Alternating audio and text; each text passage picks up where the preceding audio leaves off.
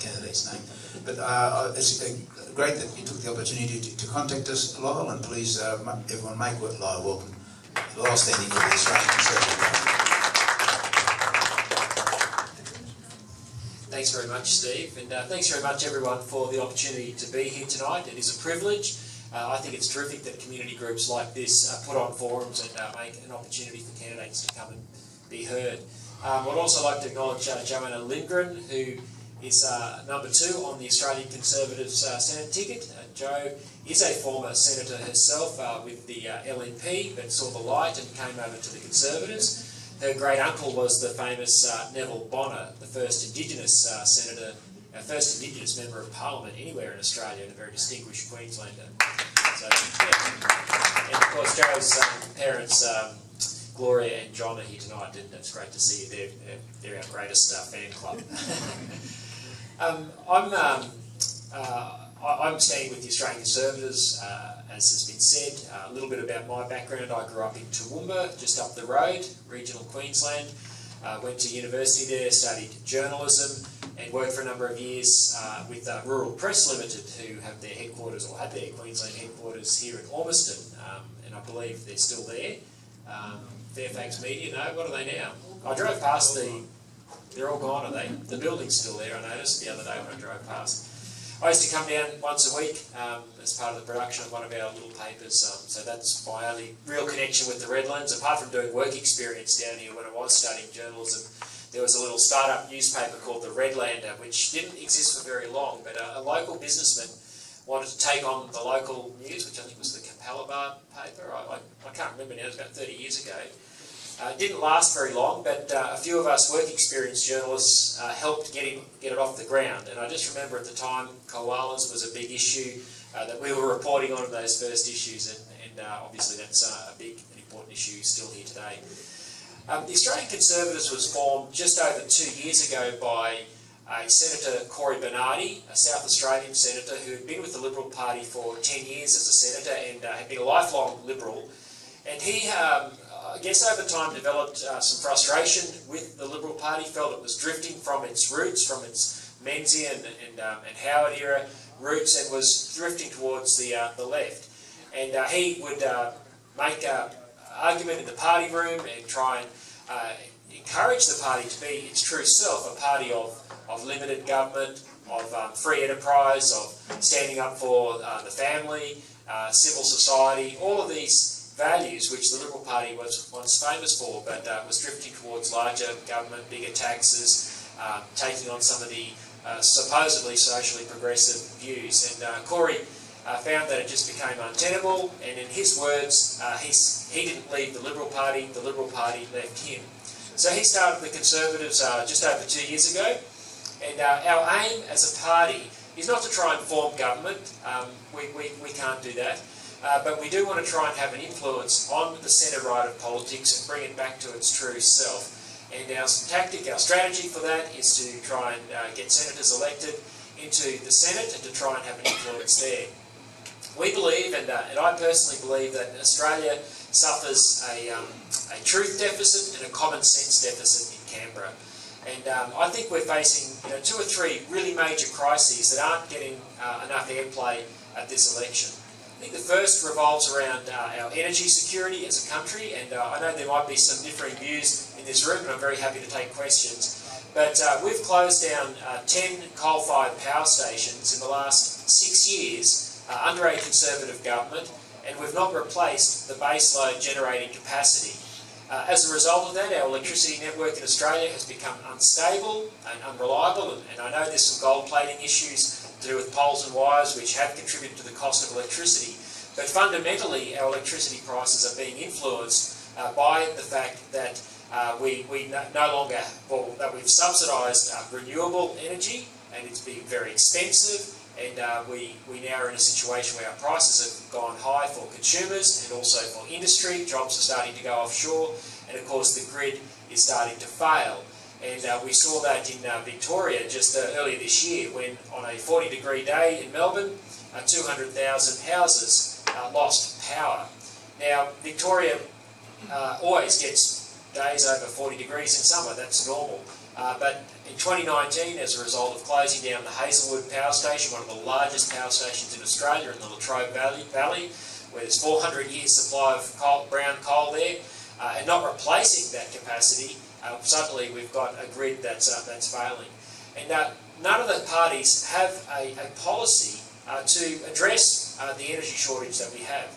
I would love it if we could power our modern industrialised economy on solar and wind. If that could be done, if solar panels could be produced in a way that was environmentally friendly and that they could be disposed of in a way that didn't harm the environment, if they could provide baseload power, similarly for windmills. Sadly, they can't, and where we see the proliferation of these in Europe, they are backed up by nuclear power or by coal or by Russian gas increasingly as Germany closes down its coal-fired power stations and then backs up its renewables with Russian gas and of course nuclear in France and Britain. But we haven't done any of that sort of work here in Australia. Pumped hydro may supply some of that. I think that the jury's still out on that. That's a very expensive project that is still some years away.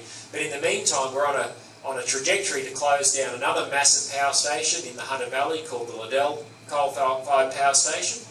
And the New South Wales Minerals Council and others have said that if that power station closes down when it's scheduled to close down, that New South Wales will have to be importing power from Queensland and Victoria. I don't know what they're going to import from Victoria. But that's a crazy situation. We're a nation that is endowed with hundreds of years' supply of coal, some of the cleanest coal in the world, particularly here in Queensland. We have some of the world's richest resources of uranium. And if you're concerned about human-induced climate change or global warming through CO2 emissions as a result of burning coal, well then why wouldn't we switch to a zero-emissions nuclear power supply so that we can look after the planet, if that's what we wanted to do, and ensure that we continue to be able to have air conditioners, refrigeration, and all the modern amenity of the sort of lifestyles that we have come to expect, as well as the industry and the jobs for our children's future. So no party has a coherent strategy or a plan or a policy to ensure that Australia has a secure energy future. I think it's an existential problem for our nation, and it's not being talked about here. And I will say, I'll put my cards on the table, you've probably guessed it already by the way I've spoken. I'm not convinced that CO2 emissions are warming the planet. I've spoken to a number of experts. I've had the privilege of meeting Professor Peter Ridd, who was sacked from James Cook University for questioning so-called climate science and its effect on the reef.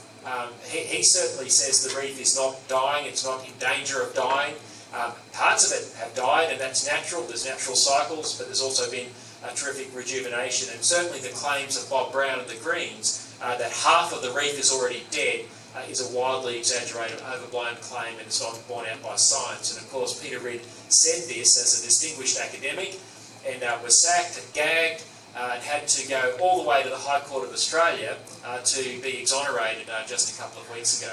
So there's a whole big debate around that, but our approach to this warming debate is obviously affecting our economy. It's causing our economy to decarbonise and therefore deindustrialise, and that's having an impact on households, it's having an impact on business. I think the other great crisis that we're facing as a nation is one of basic freedoms. Freedom of speech, freedom of religion, the freedom of parents to determine what their children are taught at school. Reference was made earlier to gender fluid ideology. This has now come in like a flood in the wake of the same-sex marriage debate, the redefinition of marriage, de-gender marriage.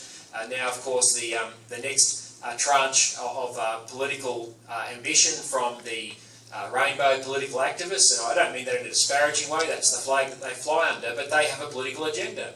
They've de-gendered marriage. They're now wanting to put forward the theory and teach it to our children that your gender is just a social construct.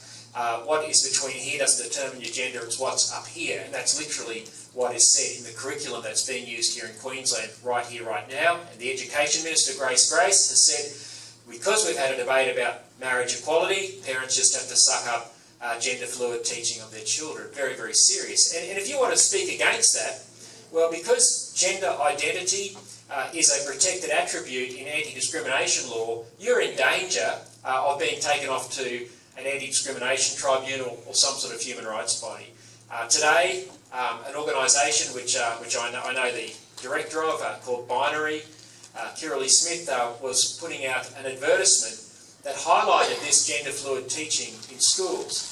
And it was called Drag Queen Storytime. Now this is something which the transgender movement globally is pushing for libraries and for schools to adopt, to try and make children feel comfortable with the idea that their gender might be fluid. And so this billboard had a quote from one of Bill Shorten's shadow ministers, Senator Louise Pratt, who said that Drag Queen Storytime for little kids is a wonderful idea. So this was the billboard that Kirralie Smith was going to put up on behalf of Binary. It was rejected by the Advertising Standards Board. Why? Because they thought that it would be in breach of anti-discrimination law that would be seen to be vilifying someone. Now this is ridiculous because they were using the imagery of the actual drag queen storytime resources themselves and highlighting the words of a Labor shadow minister who may well be in government after May 18, and yet the advertisement was deemed inadmissible, not allowed, banned, and no public discussion is allowed. What have we come to as a nation, regardless of what you believe about whether gender is biological or whether it's something that is in your mind, regardless of your view on that, why can't we discuss that in Australia? When did Australia become a place where we have a government tribunal that can, where you can be dragged off to some sort of kangaroo court because of your views on whether boys are boys and girls are girls? This is what's occurred in this nation in the wake of the redefinition of marriage. The other great freedom of speech issue, there's many others that I can touch on, is 18C of the Federal Racial Discrimination Act.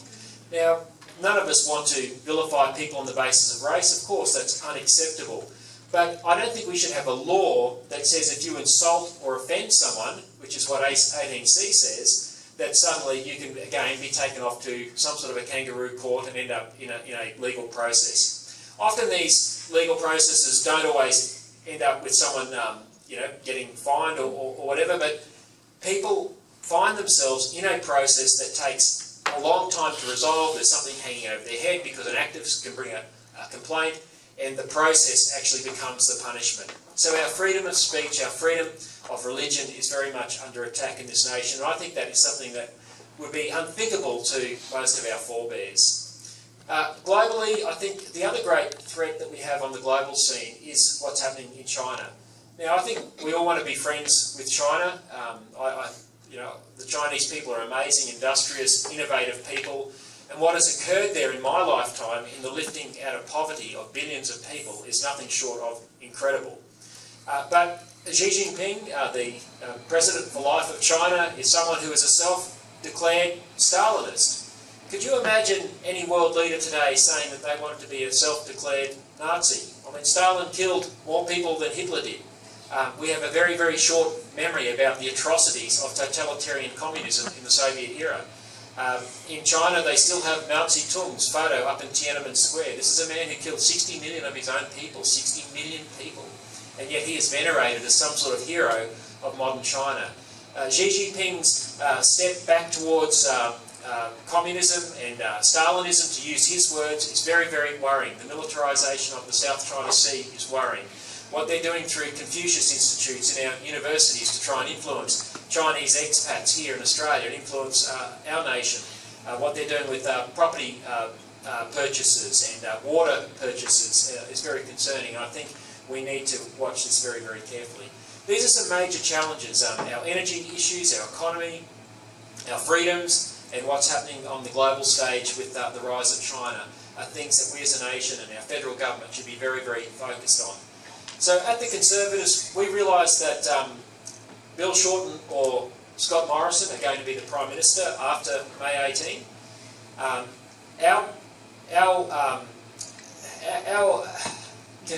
pitch to the Australian people is you need third-party insurance in the Senate. We believe that a drift to the left has been occurring over time. It's captured much of the Liberal Party, who have succumbed to a lot of these policies, and they haven't had the will or the courage to stand up to a left-leaning agenda. The Labor Party has been completely captured by this, of course, and the Greens have been driving a lot of these things, whether it's an extreme approach to the economy on climate policy, whether it's attacking freedom of religion and freedom of speech. This has been very much driven by a Green left agenda, and I know I might get some debate and pushback from that here tonight, and that's fine. In the minor party space, it is very contested. There will be 6 Senate seats available in this election. There's 2 minor party seats, one held by Larissa Waters of the Greens, one held by Fraser Anning of a new party called the Conservative National Party, which has ripped off our name, and not happy about that. At the Conservatives, yes, we do lean to the centre-right. I think we lean more to the centre. We are what Sir Robert Menzies was, if you read his speeches, and I've read many of them. It's very much where we sit as a party. It's the body politic that has drifted to the left. And we're saying, no, it's time to come back to the centre. We're not a party of yellow billboards or red hair or angry agendas or conspiracy theories. We are a party that is of principles. We stand for free enterprise, for smaller government, for civil society, for the family, for our Judeo-Christian ethic. These are the things that have built Australia. These are the values and the principles that we believe can take Australia forward into the future. 20 years ago or 30 years ago, the Greens got a foothold in the Senate. They got a couple of senators in. They now built their numbers to about 9. They've got 1 in the House of Representatives. And they have had an incredible influence. Without ever holding power, they have led the Liberal Party, a Conservative government, to close down coal-fired power stations. That's not Liberal policy, that is Greens policy, and the Liberals have done it. Vladimir Lenin had a saying called, people that would help his agenda that were useful idiots. I think there's been a lot of Conservative politicians that have been the useful idiots for the Green left agenda that have led to policies which have damaged our economy, that have damaged our energy supply, that have damaged our freedoms, and this has to be redressed, and we have to bring things back to the sensible centre. That's why our approach is to go for the Senate. We want to try and be that counterbalance there. We will fight the Greens, we'll fight their ideas, because ideas have consequences, and not enough politicians have had the will and the courage to take on the Greens. They are committed, but our people get cowed into fear by political correctness and toxic identity politics, and are too afraid to fight for the things that have made Australia great in the past, which I believe can make Australia great in the future again. Thank you very much. Thank you, Lyle. Any questions here? Also, yep. How do you propose that dealing with nuclear waste seems to be a bit of a problem in a lot of places? Sure. Have you got some magic bullet for that? Yeah, I think dealing with nuclear waste is a piece of cake compared to dealing with trying to dispose of used solar panels and windmills. They are very environmentally degrading. I would love it if solar and wind could provide the baseload power that a modern industrialised economy needs. I mean, I would. I'm not against renewables. But with nuclear waste, yes, it can be safely stored. I mean, particularly a country like Australia. I mean, I've flown over Australia many times. There is, vast tracts of nothingness in this country, and there are safe places. We are geologically a stable country, so there are places where we can dispose of nuclear waste more safely than we can dispose of the waste from batteries or solar panels.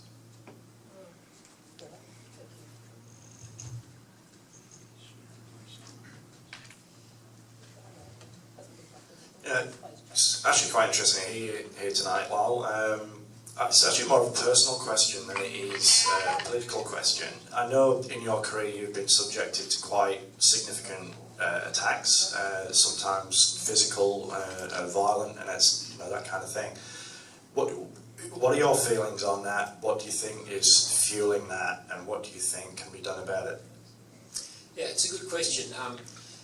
I've been called a hater, a bigot, a homophobe, all of these things. Those things have really actually hurt and wounded me. I don't hate gay people or transgender people. I have a different view of public policy. I have a view which probably 90% of parents have about the biological reality of gender. And yet, what I see so often from, and I hate the terms left and right, I've used them tonight because they serve a purpose.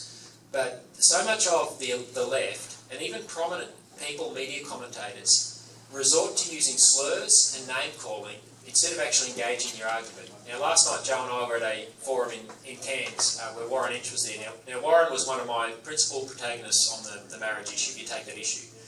And I had the opportunity to, in an unfiltered environment where we could go beyond the media sound bites to put my case about why I supported retaining the definition of marriage. Now, he couldn't rebut, he chose not to rebut anything that I said. In fact, I said that the Australian people were lied to in the debate. We were told that there were no consequences. This was about love is love. If it was about that, I probably wouldn't have worried about it. But the consequences, of course, have been very profound for freedom of speech and freedom of religion and for parents' rights about whether their kids are now subject to radical LGBTIQ theories. So I'm very concerned about the tenor of the public discourse and those who I would see as political elites who use name-calling and slurs to shut us down. The Greens were regularly calling me and my organisation in the Parliament a hate group. Now I found, I don't hate anyone, but a few months after that sort of rhetoric was used, a same-sex marriage activist who obviously had some mental health issues hired a van from Canberra Airport, loaded it with 5 or 6 26-kilogram gas bottles, drove it to our office and detonated it, and caused $100,000 worth of damage. Can you repeat that, please? Seriously? Seriously? A same-sex marriage activist by the name of Jaden Twong, after the Greens had been, and I don't know whether he was influenced by their rhetoric towards us, but in the public discourse we were being regularly called a hate group, bigots. It was said that there is no place in Australia for our point of view, and we said that children, wherever possible, should be allowed to have a mother and a father. So Jaden Twong, in December 2016,